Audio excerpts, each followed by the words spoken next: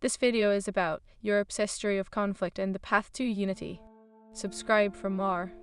In the shadows of the historic city of Berlin, echoes of the past collided with the present. The year was 1945, and the city lay in ruins, its skyline marred by the scars of war.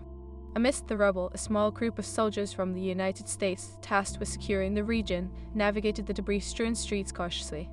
Sergeant James Hayes, a seasoned veteran with a withered face and a gaze hardened by conflict, led the unit. His men, a diverse ensemble of backgrounds and stories, trailed behind, each grappling with their own demons forged in the hellfire of battle.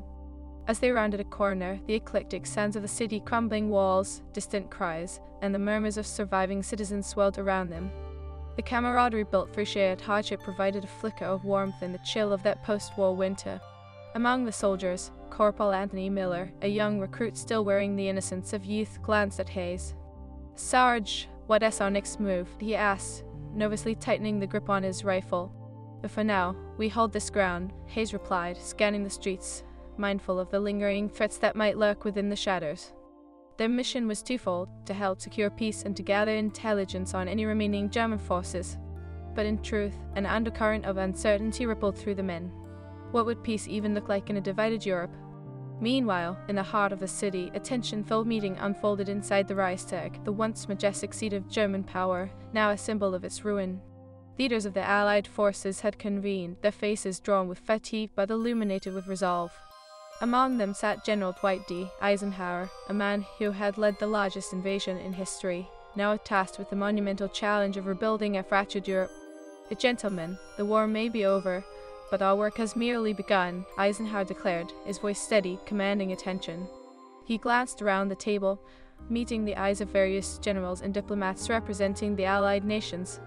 The enormity of the historic moment hung in the air. "We have a responsibility to ensure this does not happen again. We must dismantle the forces of fascism and build a foundation for peace." These discussions unraveled around the room, including potential war crimes trials for Nazi officials. An unexpected voice cut through the deliberations. Golda Meir, a representative of the future state of Israel, stood poised, her presence striking amidst the military men. "And what about the Jewish people?" she asked, challenging them gently yet firmly. "In this new world, we cannot forget the atrocities that have been committed against us during this war. We deserve a homeland, a place where we can stand united, free from oppression." Eisenhower nodded thoughtfully, aware of the complexities of post-war geopolitics. The formation of Israel remained a contentious issue, built on the shattered remains of war-torn Europe. "We will not forget, Golda. But we must proceed carefully. The road ahead is fraught with challenges." As the meeting adjourned, Hayes and his men returned to their posts, their minds racing with the weight of their mission. The streets were eerily quiet, tension clinging to the air like thick fog. Suddenly, a loud crash echoed through the alleyway nearby, followed by frantic shouts in German. Hayes immediately signaled for his men to take cover as he approached the sound, heart pounding, adrenaline surging. "Stay low and watch your corners," he whispered, his instincts honed by years of combat.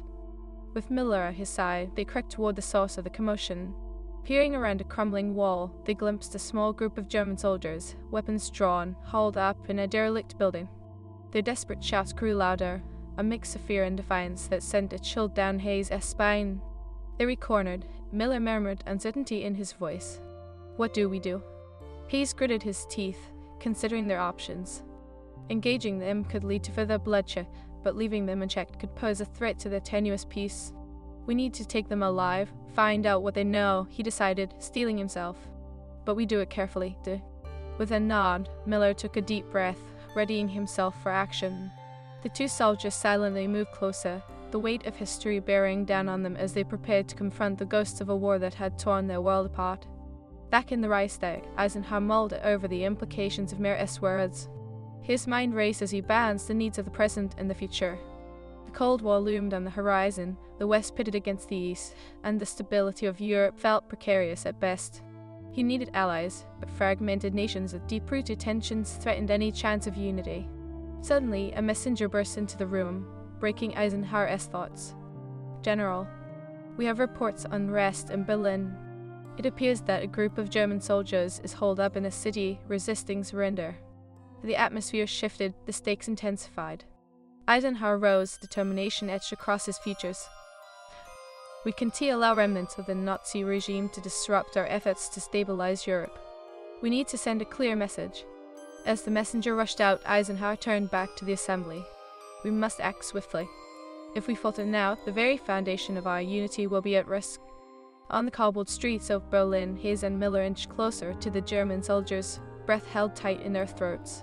The chaos of the war had left them all scarred, some more visibly than others, but they shared a common goal now: survival and peace. Hayes felt the weight of history urging him onward. The line between enemy and ally blurred in the smoke of battle. Then, without warning, a gunshot rang out. In an instant, the world exploded into chaos. Hayes dove for cover, heart racing, instinct taking over. He shouted, adrenaline propelling him forward with a singular focus. Miller hesitated for a split second, fear flickering in his eyes. "Sarge," he cried, but it was too late. Hayes had already surged forward, determined to confront the chaos head-on. He needed answers, and he needed to ensure that the bloodshed of the past would not repeat itself. The fate of Europe hung in the balance as bullets flew, and the past collided violently with the present. Amidst the cacophony, the struggle for peace had begun, one shot, one choice at a time. Hayes felt the weight of history and the promise of tomorrow on his shoulders. As the smoke cleared and the echoes of conflict faded into the distance, one question loomed large in the minds of all: could the fractured remnants of a war-torn Europe find a common path toward unity, or would they be forever haunted by the ghosts of their past? A new dawn was breaking, but with it came the uncertainty of whether peace could truly be forged from the ashes of war. The struggle was far from over, and as Hayes prepared for the next confrontation, the fate of nations teetered on a knife's edge, with the promise of both hope and despair intertwined. What awaited them in the heart of a divided city, and would the quest for unity prevail against the spectres of war? The next chapter was about to unfold. The crack of gunfire pierced the air, sending echoes through the smoky ruins of Berlin. Sergeant James Hayes hit the cobbled ground, adrenaline surging as he assessed the chaotic scene. The German soldiers had opened fire, their desperation fueling a reckless defiance. Hayes' mind raced. He had to get the situation under control before it spiraled further into chaos. "Cover me," Hayes yelled to Corporal Anthony Miller, who was still crouching behind a broken wall, fear visible in his eyes. Hayes knew the cost of hesitation all too well, and he couldn't afford it now. With resolve, he sprang to his feet, sprinting across the open street towards the only semblance of cover, an overturned truck that provided scant protection. Bullets whizzed past him, some striking the pavement with a sharp crack, while others ricocheted off the metal. Each step felt like a gamble, the stakes as high as the futures hanging in the balance. On the other side of the truck, he could see the German soldiers, frantic and cornered, their faces twisted in a mix of fear and fury. Miller, fueled by his command, emerged from his hiding spot, heart hammering in his chest. He shouted, pushing himself forward. The young corporal felt a surge of courage, the camaraderie with Hayes granting him a focus that cut through his panic. As Hayes reached the truck, he crouched low and took a moment to survey the German soldiers. They were a ragtag group, their uniforms tattered, weapons shaking in their hands. Uncontrolled panic flickered in their eyes as they realized they were surrounded. A sudden thought struck Hayes. These men weren't just faceless enemies, they were products of a broken nation, grappling with the same questions of survival and identity in the aftermath of war. "Drop your weapons," Hayes commanded, his voice steady despite the chaos. "You re-surrounded. Surrender now, and we can talk." The German soldiers exchanged glances, uncertainty creeping onto their faces. One of them, a young man with a shorn head and wild eyes, stepped forward. He shouted back, desperation mingling with anger. "You've killed our brothers. We want to be your captives." Hayes took a breath, weighing his words carefully. We're not here for revenge. We want to build a new Europe, but it starts with you. Surrender, and we can find a way to move forward together." In that moment, Corporal Miller, still recovering from the initial shock, crouched beside Hayes and whispered urgently, "Sarge, we can't stay here. They might regroup and hit us harder. We need to push them. We can't show weakness." "The patience, Miller," Hayes replied, his eyes still locked on the German soldiers. "If we push too hard, we risk losing them. They were scared and confused, just like us. We need to show them there is a way out, a path to peace." Suddenly, the sounds of distant engines rumbled through the city. The unmistakable roar of Allied armored vehicles grew nearer, a reinforcement that could tip the scales. Hayes glanced at Miller and caught the glint of hope flickering in his eyes. Hayes called out to his men, "Let us give them a chance to surrender before this escalates further." With a nod, Miller lowered his weapon, the tension momentarily easing. The German soldiers hesitated, their resolve wavering as they listened to the approaching vehicles. Fear mingled with uncertainty, and Hayes sensed the shift to they were on the precipice of change. Moments later, 3 armored trucks rolled into view, their engines rumbling like thunder as they came to a halt. Troops spilled out, taking positions around the perimeter. Major William Carter, a tall officer with a commanding presence, stepped forward. "What is the situation, Sergeant?" he barked, assessing the standoff. "Sir, we have a group of German soldiers here who are willing to talk," Hayes replied, gesturing toward the men cowering behind the debris. "I believe if we approach this carefully, we may be able to secure their surrender without further bloodshed." Carter's eyes narrowed as he appraised the situation, then turned to the German soldiers. "You have a choice. Surrender now, and we can discuss your fate. Resist, and you will face the consequences. This is your moment to step away from this madness." The tension hung heavy in the air, the weight of history bearing down on both sides as silence enveloped them. The young German soldier who had spoken before glanced back at his comrades, their faces reflecting similar doubts. The flicker of hope Hayes had seen moments earlier began to take root as they considered their options. Finally, the young soldier raised his hands, a tremor in his voice. "We surrender," he stammered, his courage wavering. "We don't want to die here." With that, the dam broke. One by one, the German soldiers lowered their weapons, surrendering to the inevitable. Hayes felt a mix of relief and triumph as he signaled his men to approach cautiously, the promise of a new dawn emerging from the ashes of war. Carter commanded his troops as they moved in to collect the surrendered soldiers. Hayes stepped forward, meeting the eyes of the young man who had spoken first. "You made the right choice," he said, voice firm yet compassionate. "Now we can work together to build something better." As the soldiers were led away under guard, Hayes turned to Miller, who wore a look of astonishment. "Did we just win?" Miller asked, his voice laced with disbelief. Hayes chuckled softly, the weight of the day beginning to lift. "Not a victory in the traditional sense, but perhaps a step towards something greater. Change doesn't happen overnight, but we're on the right path." But back in the Reichstag, General Eisenhower received word of the confrontation's resolution. He leaned back in his chair, a weary smile creeping onto his face. "It seems we are making headway, even in the darkest of times," he remarked to his fellow leaders. "This is a beginning, a chance for reconciliation rather than retribution." Goldameir, still present at the gathering, nodded in agreement. "Every step toward peace is vital, General, but we must ensure that the stories of those who suffered are not forgotten amidst the politics of this new Europe." "Your voice carries weight, Golda," Eisenhower acknowledged, aware of the challenges that lay ahead for national identities intertwined with personal histories. "As we rebuild, we must remember the lessons learned. The scars of war run deep, but they can also be pathways to understanding." Meanwhile, in the streets of Berlin, a ripple of hope began to spread. The surrender of the German soldiers was a flicker in the darkness, a sign that perhaps peace could be forged from the ashes. Yet the path ahead remained fraught with complexities, one that would demand vigilance and compassion. As Hayes and Miller regrouped with their unit, the soldiers felt a tentative optimism settling over them. The war had shattered their world, but in this moment, with the surrender of the German soldiers, they glimpsed the possibility of healing. "Tomorrow will come," Hayes said, determination swelling within him. "And we'll all face it together. We're not just soldiers anymore, we're part of something greater." As the sun dipped below the horizon, casting long shadows over the city, the soldiers of the Allied forces stood united, their purpose clear. They were tasked not only with keeping the peace but with helping to rebuild a fractured Europe, a daunting challenge that would test their resolve. Yet, as the echoes of war faded, a new darkness loomed on the horizon, a looming tension between the East and West, one that could unravel their newfound unity. The struggle for Europe was far from over, and the next chapter of history awaited, a battleground for ideals and identities yet to be reconciled.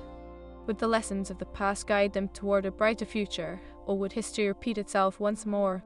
The lingering questions hung heavy in the air, and as the soldiers prepared for the challenges ahead, one thing was certain: their journey toward true unity had just begun.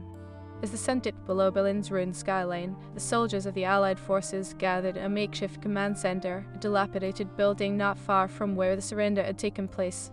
Sergeant James Hayes reviewed the events that had unfolded, the tension between duty and the hope for peace swelling within him. The echoes of gunfire that had rang through the streets were being replaced by a tentative camaraderie among them, a flicker of unity amidst the chaos.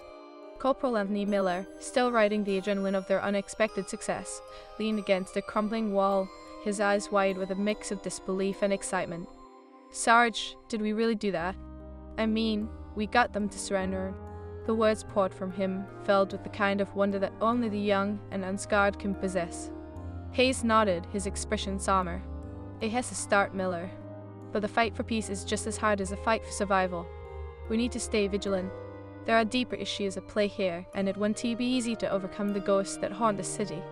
The remnants of the German soldiers were being processed not far from their location, and the reality began to settle in. They were not just combatants, they were human beings caught in the storm of war.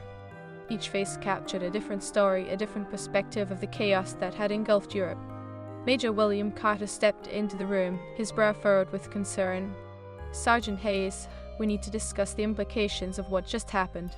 The higher-ups are worried this might lead to more unrest if we don't handle it delicately. The German populace is still raw from the war, and we cannot afford to provoke them further." Hayes met Carter's gaze, understanding the weight of his words. "I agree, Major. But we also need to ensure that we don't let these men slip through the crack. They have information that could help us understand the remnants of the Nazi regime, and we can't allow the chance for reconciliation to slip away." Meanwhile, in the Reichstag, General Dwight D.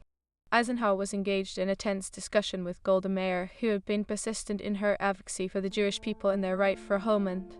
"General, if we do not act swiftly, we could be left with a situation that spirals out of control," Meir insisted, her eyes narrowing with determination. "The Jewish people are facing a critical moment. We have suffered too long, and the world must recognize our struggle." Eisenhower nodded, feeling the weight of her words. "You rewrite, Golda. The delicate balance of rebuilding Europe hinges not just on avoiding conflict, but on addressing the grievances that led to this devastation in the first place. The plight of the Jewish people cannot be overlooked." But with the Allied leaders leaning toward a unified front, discussions turned to strategies. Eisenhower knew that moving forward would require not only military might, but a compassionate hand to help heal the wounds of war. "We must remember the lessons of this conflict, and your voice is crucial. We need to include a framework for nations that respects their histories while forging a path forward." Back on the streets of Berlin, Hayes and his men prepared for the next phase of their mission. News of the surrender had spread like wildfire. The streets were not just filled with rubble and despair, but also with whispers of hope that perhaps they could forge a new identity from the ashes of the old. "Sergeant, what is next?" Miller asked as they regrouped with the rest of the squad. Hayes looked around at his men, their faces marked by fatigue but ignited with purpose. "Find out if there are still pockets of resistance we need to worry about. The longer we wait, the more dangerous this situation becomes." As the squad fanned out, preparing to interview the surrendered soldiers, Hayes noticed a nervous young man among them, the same one who had first hesitated to surrender. Their eyes met, and Hayes saw the flicker of fear and uncertainty behind the bravado. Hayes asked, stepping closer. "Friedrich," the young soldier replied, his voice trembling slightly. "I don't want to fight anymore. I want to go home." Hayes felt a pang of empathy for him. "Tell me, Friedrich, what is happening in your city? Are there other soldiers still trying to resist?" Friedrich's gaze dropped to the ground, and for a moment he seemed lost in thought. "There are some, but many of us are just tired. We don't want to fight this war anymore. We want peace, but we are afraid of what will happen next. The leaders we trusted are gone. We don't know who to follow." The Hayes could see the conflict simmering beneath the surface, the remnants of ideology clashing with the desire for peace. "This is your chance to help us rebuild, Friedrich. You can be part of a new Europe, one that learns from the mistakes of the past, but we need your cooperation." Before Friedrich could respond, a commotion arose from the edge of their perimeter. The sound of shouting grew louder, signaling unrest among the remaining German populace. Hayes' instincts kicked in as he motioned for his men to take cover. Something is happening. As they scrambled for safety, the noise escalated into chaos. A group of angry civilians stormed toward the area, their faces twisted with a mix of rage and confusion. Hayes sensed the tension brewing, the potential for violence igniting like a powder keg.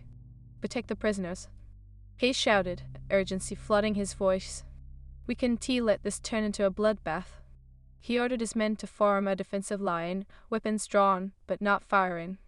The tension grew palpable as the civilians drew closer, pushing against the thin barrier separating them from the armed soldiers. In the Reichstag, Eisenhower received reports of the brewing unrest. "This is not what we need," he muttered. pacing the room.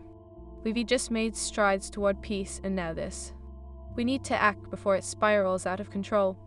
Goldemar, sensing the urgency, added, "We must reach out to the German civilians, offer them a voice in their future. They need to feel involved in the reconstruction, not just as subjects of our military presence." Agree, Eisenhower responded, his mind racing.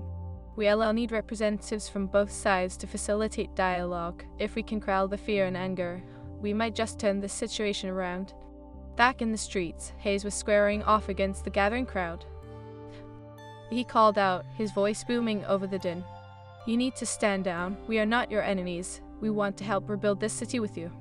But the crowd roared, fueled by a mix of anger and frustration, and Hayes knew the pivotal moment had arrived.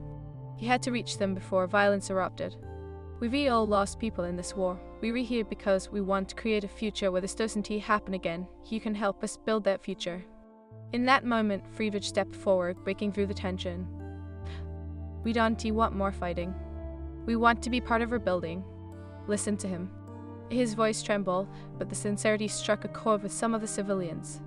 A murmur of uncertainty rippled through the crowd. Ace seized the opportunity, pushing forward. "Together, we can create a new identity for this city, a new Europe, but we need to work together, not against each other." As the crowd's anger began to waver, Hayes felt the first glimmers of hope returning. The path to unity would be fraught with challenges, but perhaps this moment could be the turning point. The streets of Berlin, once filled with chaos and despair, were now echoing with the possibility of a new dawn.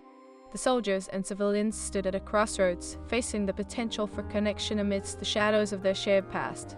Would they find the strength to build something lasting, or would the ghosts of history continue to haunt their future? The fate of Europe hung in the balance, each choice shaping the world they would leave behind. As night fell, the flickering lights of a fractured city illuminated the path ahead, and the struggle for unity had only just begun. The next chapter was poised to unfold, one filled with the promise of hope and the weight of history pressing upon them all. Would they write their narrative together, or would they falter, allowing the past to dictate their future? The answer awaited them in the darkness. The tension in the air thickened as Sergeant James Hayes stood before the gathered civilians, their faces twisted with disbelief and anger. He felt the weight of their frustrations bearing down on his shoulders. The remnants of war had transformed them into a volatile force, and he needed to navigate this delicate moment with the utmost care. "Please, let us not add to the loss we've already endured," he pleaded, his voice rising above the clamor. "We have a chance to rebuild, to create a future free from the horrors of the past." Friedrich, the young German soldier who had hesitated to surrender, stood beside Hayes, a beacon of hope amidst the chaos. "I am one of you," he shouted, his voice shaky yet resolute. "I don't want to fight anymore. We've lost too much already. Let us work together for peace." The crowd began to stir, the tension palpable as they exchanged glances. Hayes seized the moment to step forward, making eye contact with as many faces as he could. "We are not conquerors. We are here to help you rebuild your lives, your community, but we can't do this without your help. We have to come together." A murmur of uncertainty rippled through the crowd, and Hayes could sense a shift. The anger that had propelled them forward began to ebb, replaced by a tentative curiosity. "What do you propose?" The one man shouted from the back, his voice filled with skepticism. "You think we can just forget what happened?" "And no," Hayes replied, shaking his head. "We can't forget, but we can choose to move forward. We can build a future that acknowledges our past while striving for something better. Every one of you has a role in this process." With that, he motioned for Miller to step up. "Corporal Miller, tell them what we've accomplished so far." Miller, who had been watching Hayes with admiration, took a deep breath and stepped to the forefront. "We captured a group of German soldiers today, and instead of treating them as enemies, we chose to find a path toward understanding. They want peace too. This is our moment to be the change we wish to see." The murmurs grew louder, and as the crowd started to listen, Hayes could see the anger dissipating. He pressed on. "We all have lost friends and family in this war. We share the scars of this conflict. But together, we can ensure that our children don't have to carry the same burdens. Let us create a council where we can discuss our fears and hopes, where we can work on rebuilding this city side by side." The crowd fell silent, each person weighing their emotions. Hayes could see the flickers of hope begin to ignite in their eyes, the sparks of unity emerging from the ashes of despair. "If we come together, we can rebuild not just buildings but trust, respect, and dignity," he continued. Suddenly, a woman with a determined expression stepped forward. What about our leaders? They abandoned us. How can we trust anyone? The anger surged again, but Hayes was prepared. The trust is earned, not given readily. We can change the past, but we can decide how to move forward. Let us form a committee that includes voices from every background, soldiers, civilians, and leaders alike. Together, we can create a blueprint for peace. Friedrich nodded, stepping forward once more. I want to be part of this change. His declaration acted like a catalyst, sparking others to step forward as well. One by one, civilians emerged from the crowd, voicing their willingness to participate in the new council. Hayes felt a surge of hope, a realization that perhaps they were on the brink of something significant. As the crowd began to disperse, the atmosphere shifted from one of confrontation to collaboration.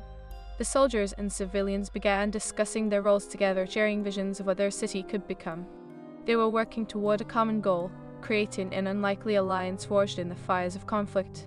Back in the Reichstag, news of the transformation in Berlin reached General Dwight D. Eisenhower. He listened intently, his heart swelling with pride over the resilience of those on the ground.